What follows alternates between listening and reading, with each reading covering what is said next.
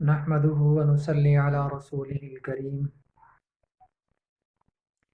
أما بعد فإن خير الحديث كتاب الله وخير الهدي هدي محمد صلى الله عليه وسلم وشر الأمور محدثاتها وكل محدثة بدعة وكل بدعة ضلالة وكل زلالة في النار صدق الله العظيم۔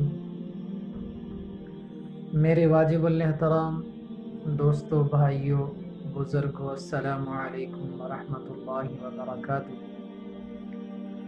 پیارے دوستو، آج ایک نیا وظیفہ لے کر آپ حضرات کی خدمت میں حاضر ہوا ہوں۔ امید کرتا ہوں کہ آپ حضرات جہاں بھی ہوں گے خیر خیریت سے ہوں گے، اور اللہ تبارک و تعالیٰ سے دعا کرتا ہوں کہ اللہ تعالیٰ میرے تمام مسلمان بہن بھائیوں کو اپنے حفظ و امان میں رکھے۔ پیارے دوستو، آج کا جو عمل ہے ایک بہت پاورفل وظیفہ ہے، ایک آیات کریمہ ہے۔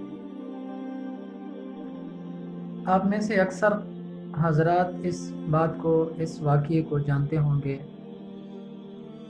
کہ اللہ تبارک و تعالیٰ کے حکم سے یونس علیہ السلام کو مچھلی نے اپنے پیٹ کے اندر رکھا تھا، اور یونس علیہ السلام نے اللہ تبارک و تعالیٰ سے کس طرح کی دعا مانگی اور کون سے جملے اپنی زبان مبارک سے ادا کیے، جس کی وجہ سے اللہ تبارک و تعالیٰ نے یونس علیہ السلام کو مچھلی کے پیٹ سے باہر نکالا۔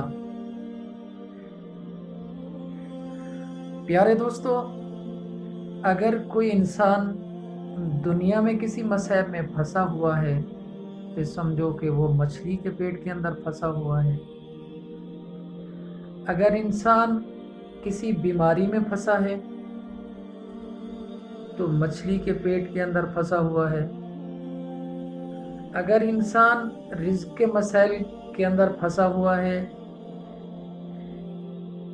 تو وہ بھی مچھلی کے پیٹ کے اندر پھنسا ہوا ہے۔ اگر کوئی میری بہن، کوئی بچی رشتوں کی وجہ سے پھنسی ہوئی ہے، رشتوں کا معاملہ ہے، شادی کا مسئلہ ہے، تو وہ بھی ایک مچھلی کے پیٹ کے اندر پھنسی ہوئی ہے۔ اگر میرا بھائی کوئی قرض کے اندر پھنسا ہوا ہے تو وہ بھی ایک مچھلی کے پیٹ کے اندر پھنسا ہوا ہے۔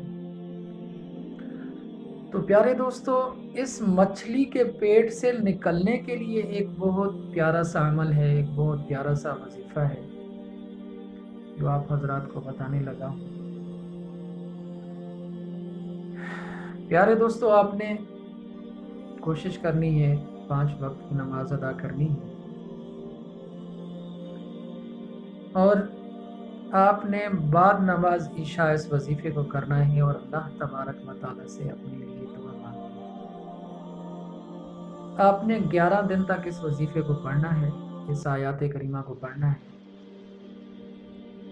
جب آپ نماز پڑھ کر فارغ ہو جائیں، عشاء کی نماز پڑھ کر 2 رکعت نماز صلاۃ الحاجات پڑھ لیں۔ صلاۃ الحاجات پڑھنے کے بعد آپ نے 3 مرتبہ درود ابراہیمی پڑھنا ہے۔ نماز والا جو درود پاک ہے 3 مرتبہ وہ پڑھنا ہے، اور پھر 73 مرتبہ آپ نے اس آیات کریمہ کو پڑھنا ہے۔ لا الہ الا انت سبحانک انی کنت من الظالمین، لا الہ الا انت سبحانک انی کنت من الظالمین۔ 73 بار جو ہے آپ نے اس آیات کریمہ کو پڑھنا ہے، پھر آخر میں 3 مرتبہ آپ نے درود ابراہیمی پڑھنا ہے۔